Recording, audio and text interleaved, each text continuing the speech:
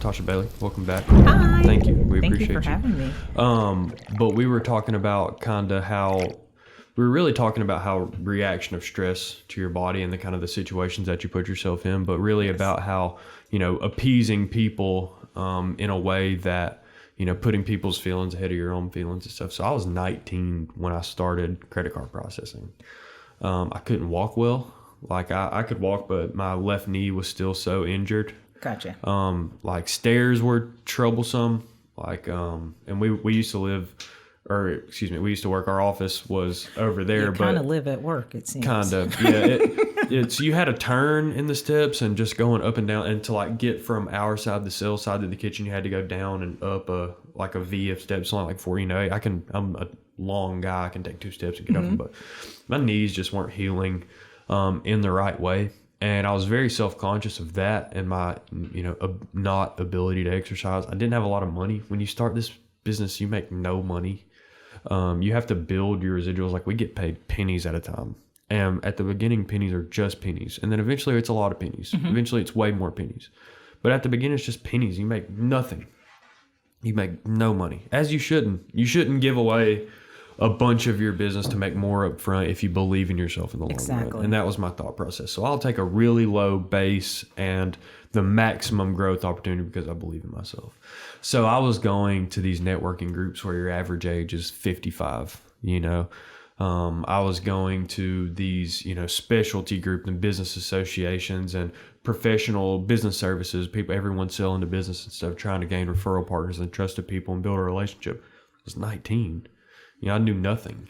I was just athletic. I just knew how to connect with people. I didn't expect a lot from people.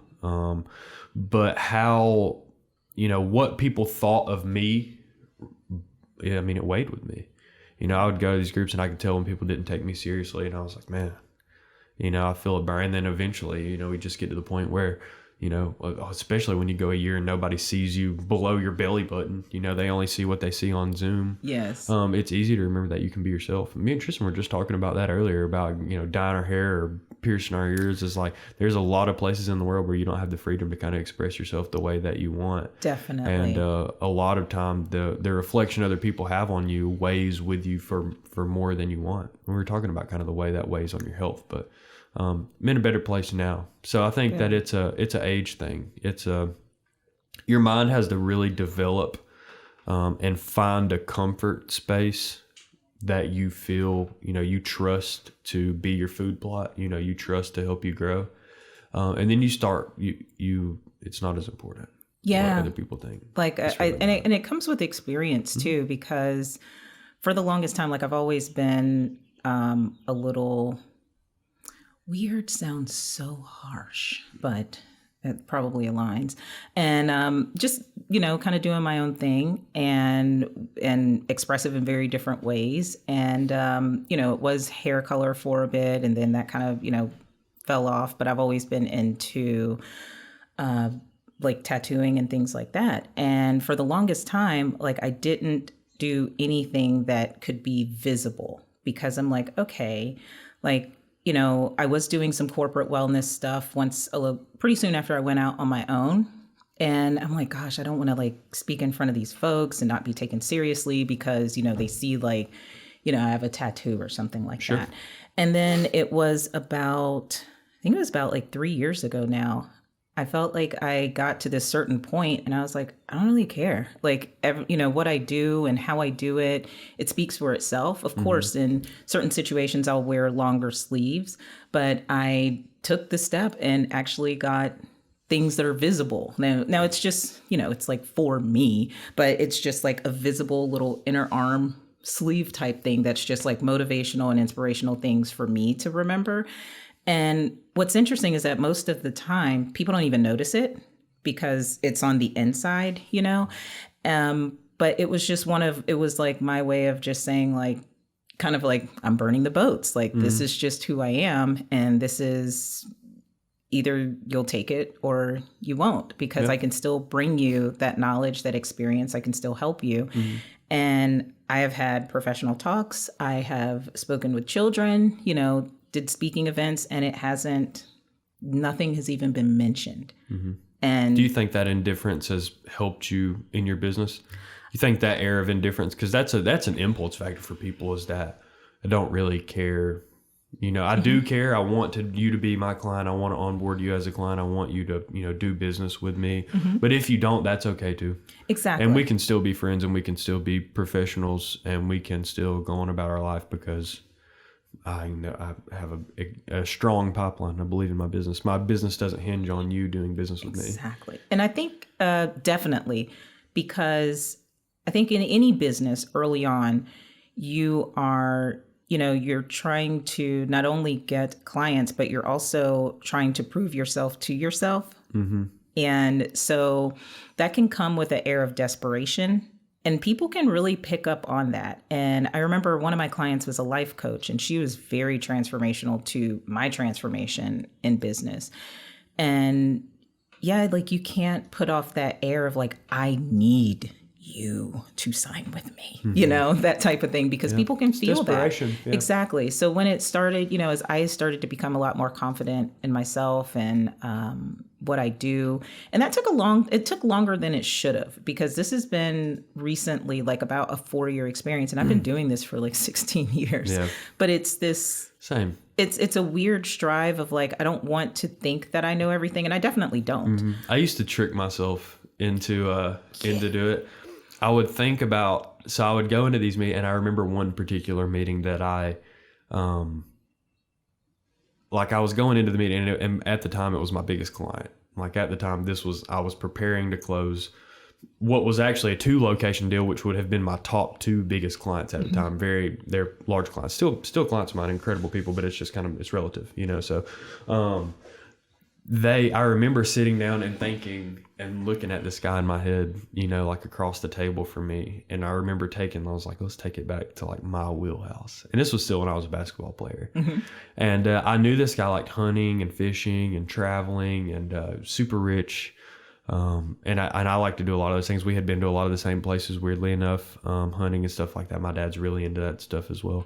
And it was exciting because I sat there and like visualized myself playing basketball with this guy. This guy's like a 55-year-old white guy that's like, 6 foot tall, maybe. Mm-hmm. And I am like full killer at basketball. I'm in the best shape of my life besides my knee. Mm-hmm. I'm like 20 at this time, so my knee is still improving. That was like a 2-year process, really. So my knee is like on the upswing. I'm playing again with a brace. I'm not playing back to back. I'm not lifting back to back days, anything, because I'm still weak.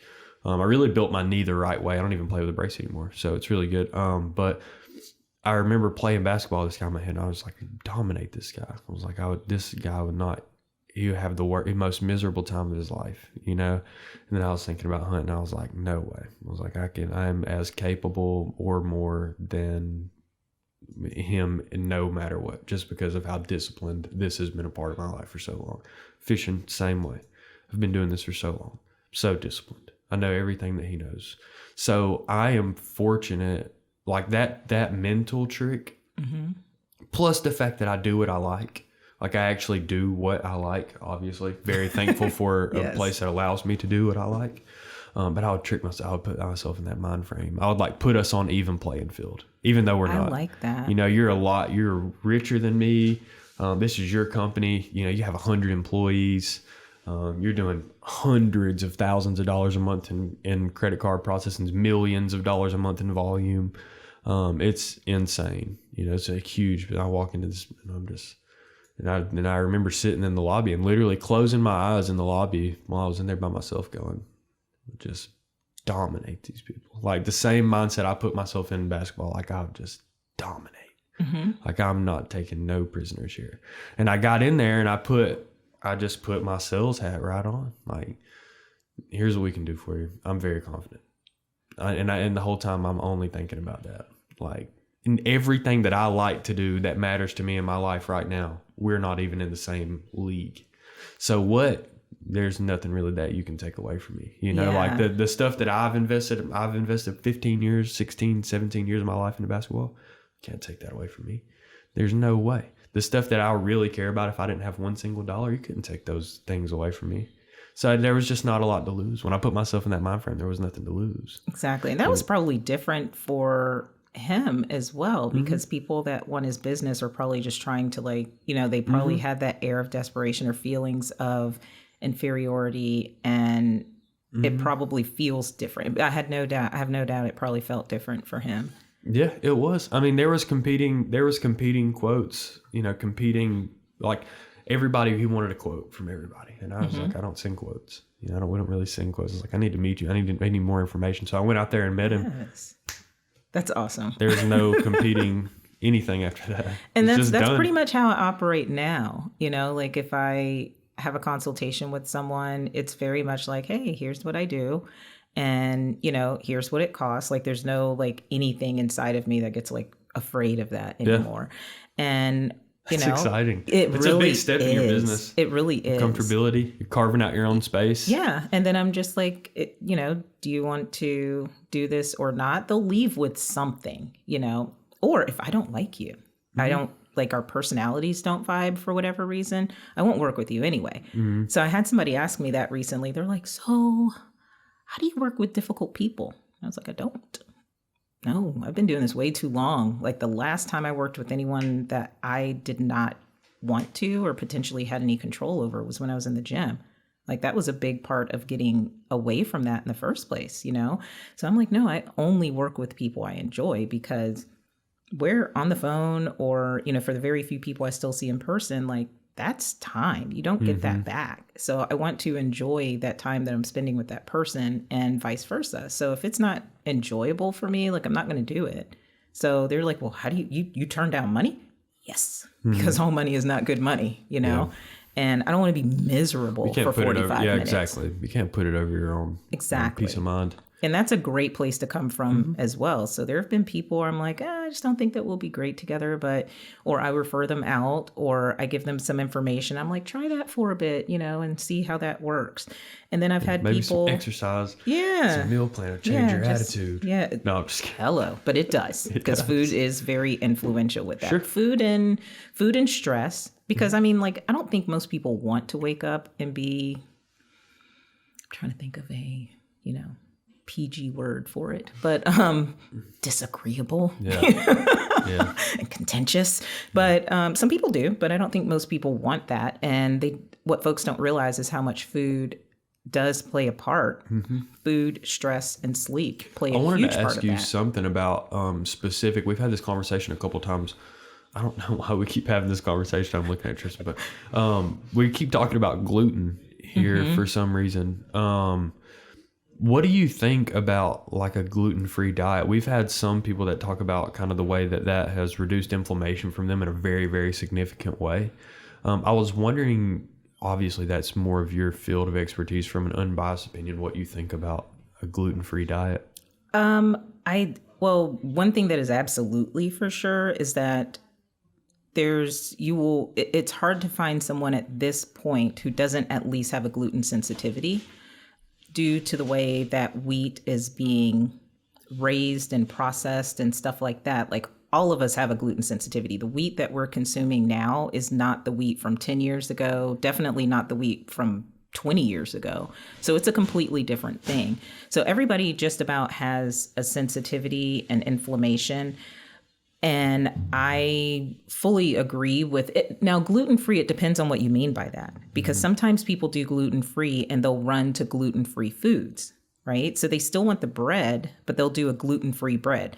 That is where things can get really tricky, because some of those ingredients, like sometimes people think gluten-free means carb-free, and that is not the case at all. Most of the time, gluten-free breads, gluten-free breads and pastas and stuff like that. Yeah. Exactly. It's not the same, they're using different starches because what they're trying to do is give you the not best eating gluten replica. doesn't make you ketogenic. Correct. And not eating gluten doesn't make you healthy, because a lot of times they have to put in a lot more sugar. The carbs are a lot higher just to make it so that you want to eat this gluten-free bread. So when I work with people, it is typically mostly gluten. Actually, the way that I coach it is gluten-free, aside from indulgent meals if they want to do a pasta. But the foods that I coach them to eat are inherently gluten-free. And it You does coach have a to huge stay away difference. from like starches and stuff Not like starches per se, but it's just I focus more on single ingredient starches because I mean Sure. you do have to be realistic because I'm asking someone. I mean, most of my clients are older, like 45 and up, and I'm asking them to Same. shift, 40 years worth of habits. So I do need to be realistic with that. A lot of folks aren't trying to do a full 180. And definitely if they are willing to do that due to something like an immediate thing that they need to fix, they're not willing to do that long term. And so I'm only coaching them on what they're willing to do long term. So sometimes they want pasta, and that's fine. You're going to have a reaction to it. You'll have the little food belly, or you'll feel it in your joints because everybody does at this point. But for the most part, when we talk about starches, we're talking about rice, potato, farro, like a single ingredient starch. What it's called is exactly what it is. And if they do that most of the time, and then occasionally have like pizza, pasta, a dessert or something like that, then it's not that big of a deal. But what happens is once they're eating in a way that does serve them a lot better, one, they're not having those cravings at the same rate. And two, whenever they do actually indulge, it's not nearly as good as they thought it was. Right. And they feel it. Weighs you down. Weighs them down. Energy is low. They feel a difference in their mood. And with anybody that has any sort of joint issues, they feel it. They're like, oh gosh, I can feel that in my That's hands one and of my knees. what I understand about an actual like gluten-free diet is that the joint issues. The joint issues. I'm stomach interested in issues. that. Yeah. I'm interested in that. Because it's I'm inflammation. less of the stomach. I don't really have that much stomach issues at intermittent fast. Same. So when my those 8 hours, my stomach is like ready. Yes. I mean, it is ready to metabolize anything. I'm interested in the joint stuff though. The joint stuff is huge. I'm interested in like as I go play basketball now, stiffness, joint pain, stuff like that, just from activity. Yes. What I'm interested in is seeing the difference when I have the same activity but nothing to fuel the inflammation. Exactly. And I mean, that's what interested Tom in that. Brady did. Like everybody likes to give him grief on a lot of different things, but the way that he eats is definitely a huge factor because you can go definitely, he eats gluten free, but then he even takes it a step further with the nightshades because for some people, they do have a sensitivity to nightshades and that will also show up as inflammation for them. Like there's actually a good number of folks that have issues with things like tomatoes and, things and potatoes for some folks. Usually it's a tomato thing, interestingly enough. Sure. And, because he pretty much eliminated anything that could cause him inflammation because it's just crazy for him to be the age that he is and to perform the way that he does, and it really does come down to that, in my opinion. What do you think about the Whoop strap?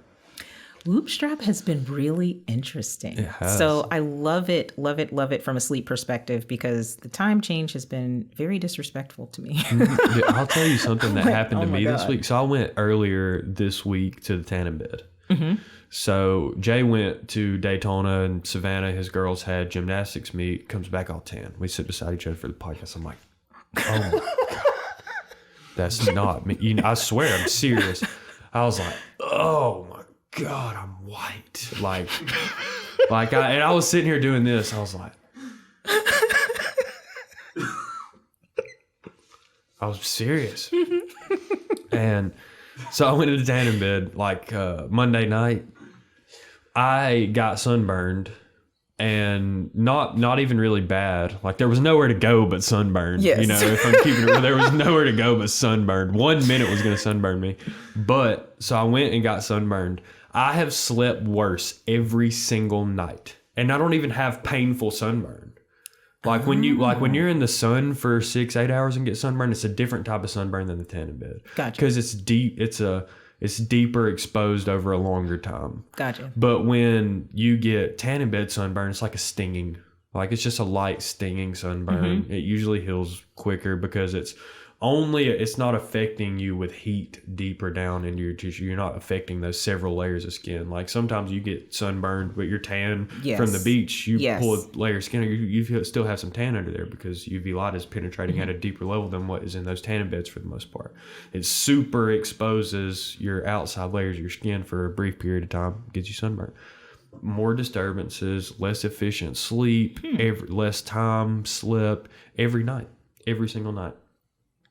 And I know it's my body adjusting to that sunburn. Yeah. It's healing and uncomfortable because it's laying on skin, touching skin that's sunburnt. Sometimes you move around and stuff that I'm not conscious of in the middle of the night. And I would never know. Yeah. I would never know. I wake up some mornings, I'm like, I'm tired. I go look at my whip strap and it's like, you slept garbage. Yeah, you slept terrible last night. Because you're sunburned. And that was kind of what happened this week. Like last night was the first night. Like I feel like a normal person today because I usually I allot the 8 hours. And previously, according to the strap, I was actually getting some really good, deep, restful sleep. But with the time change, the craziness is that I'm going to bed according to the old time, but I'm waking up according to the new time. Don't know how that happened, but like I usually go to bed, like I go to bed like a toddler, like it's like 9:30. Same. And so like I'm staying up till 10:30 because I just literally can't go to sleep. And I'm big into just like supplementation with mushrooms as well. So I do like a reishi powder to help me sleep or to help with deeper levels of sleep. I don't have issues typically, but I just like the deepness of the sleep I feel with it. And it helps to like reduce stress in your body. So I'm even taking that and I'm still just like, blink, can't go to sleep. And then, but I'm waking up at 5:30 in the morning, which is the old 4:30. And I just felt like garbage. Like I've needed naps and I've just not been on my A game. And then finally, like I've been staying up to just get like the most, become as tired as possible. And I went to bed at, I think it was actually 9:15 or 9:30, woke up at 5:30 and I was like, this feels amazing. And Whoop concurred. I was like, thank you. It lets you know. So it's really cool. And then the disturbances, like sometimes, because with the past couple of nights, where I said the sleep hasn't been great, it's like 6. And I'm like, when did I do that? But one thing that was really interesting was because I've been waking up according to the old time, because I've been waking up earlier than my alarm, I felt that again this morning. And I'm like, no, Tosha, you're going back to sleep. Yep. And so I was able to do that, but it definitely showed that I was in a lighter sleep. What do you think about your respiratory rate? Does yours fluctuate? It makes me angry. Yes. Mine I'm too. like, what are you talking about? No way that mine is that sometimes. Yeah. I'm just like, I disagree. Yeah, same. And that one's really interesting, but like my efficiency can be really cool. Like it can be like 93, mine can 96. Too. Yeah. With 20 disturbances and oh wow. Okay. You're disturbed. No, yeah. Mine's dog. usually only like, oh yeah. Dog. Yeah. Okay. That's what it is. Okay. Yeah. The dog. Yes, definitely. But and it's stuff that it's moving around and I think that it thinks I'm moving around and the dog's moving around. Well, we do make micro, like, adjustments. And it's been happening. My disturbance has been like 50% this week, probably. Oh, wow. I've probably 30 a night, 25 a night, But then and I'm somewhere between like 14 and 18 normally. Disturbances? Kumbaya. But yeah, the dog. I forget about the dog. Okay. Yeah, I think it's, mine is like it's 5 thinking to I'm 6. moving around and it's the dog, but it's not. Yeah. And my efficiency could still be 93, 95%. Yes. And like everything it said, I spend a significant time like deeper in REM sleep than I think, because I think like 20% of your sleep cycle is REM sleep, and I spend almost 30%. Between REM and deep, like last night, I spent. It said I was like 48%, which is like, super. Yes, yeah. I felt it too. I was like, I was 50%. You're gonna wake up like I gotta go to the gym today. And that was exactly it. I was like, I'm ready. Do you think it tracks? Do you do a lot of cardio? No, I've added in more recently. Do you think it tracks your calories right? Heck no. If that's what you were about to say, because I saw that today and I was like, you think it's too low? I think it's too low. Do you think it tracks your like cardiovascular activity correctly? You mean like distance or just like heart rate? Do you know how it does your day strain? Yes. No. Do you think it tracks that correctly? I disagree with that one too, because I'm like, excuse me? They're like, oh, that was lightweight. And I'm like, was sprinting like 10 miles per hour. What are you talking about? That was a light strain. I'm like, I was dying. I'll tell you something. So, though. So I disagreed as well. I tracked with another fitness apparatus. Okay. My heart rate and my heart rate variability at the same time. I'm tit for tat. Everything is exactly the same. Okay. So I don't know if it's setting the expectation for you. That, yes. And it depends. I'll tell you another thing that I read about it too. You know how one of the first things it asks you is what level do you operate at? So I picked the highest level. And I picked, I think, right below the highest, and I want to go back and change it, and I can't figure out how to. Because I don't think that's us. That's not us. We're not that high of a level. That's what When I read online, it was like Whoop Strap started as like we'll send 40 to your CrossFit gym.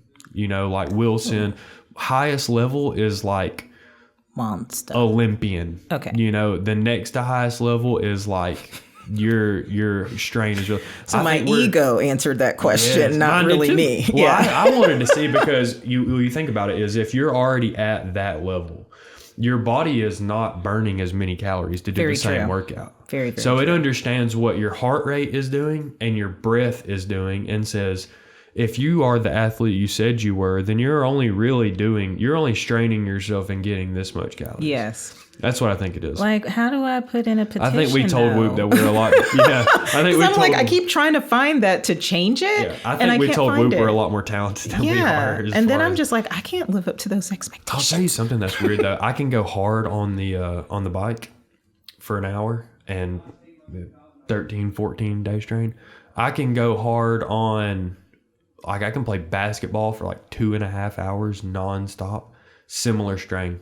Yeah, I something has to be rebooted, because I need to go back and figure that out, because like I said today, because I had a couple of, I did a variety of cardio. So I started off just like walking at a 12% incline, like 3 miles per hour for 10 minutes. Then I did sprints for 10 minutes. Then I walked for 10 minutes, just slow, just to kind of get into the fat burn. It's a very strategic cardio thing.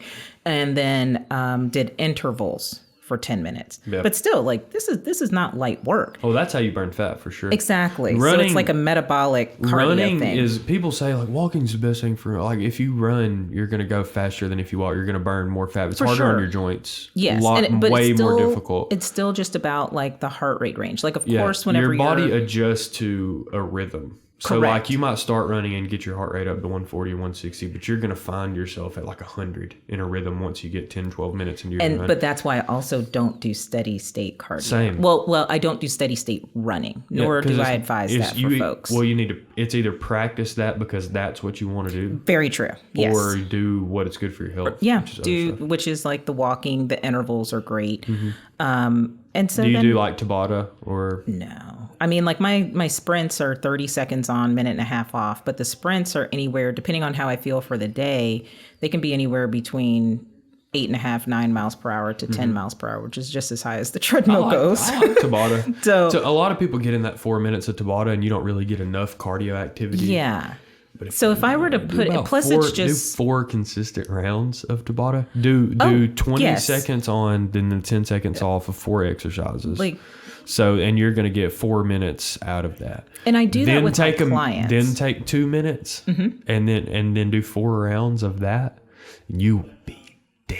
Yeah, but then it'll be like, you were at a 4. Yeah. And I'm like, what? Yeah, but I know that's blasphemy. Yes. Well, your body's running at a higher rate the whole night. You're engaging. Yeah, because anytime I do cardio, like I'm automatically hungrier the rest of the day. Sure. And I do the fasting, so I either just, it's a little miserable for a second. So you lift weights as well? Oh, definitely. You do sugar after you lift weights? No, I do. So typically, that's what I train my folks on, though. So I'm like, if you're going to have an indulgent meal, like definitely do it post-workout within like that 45-minute window. Yeah.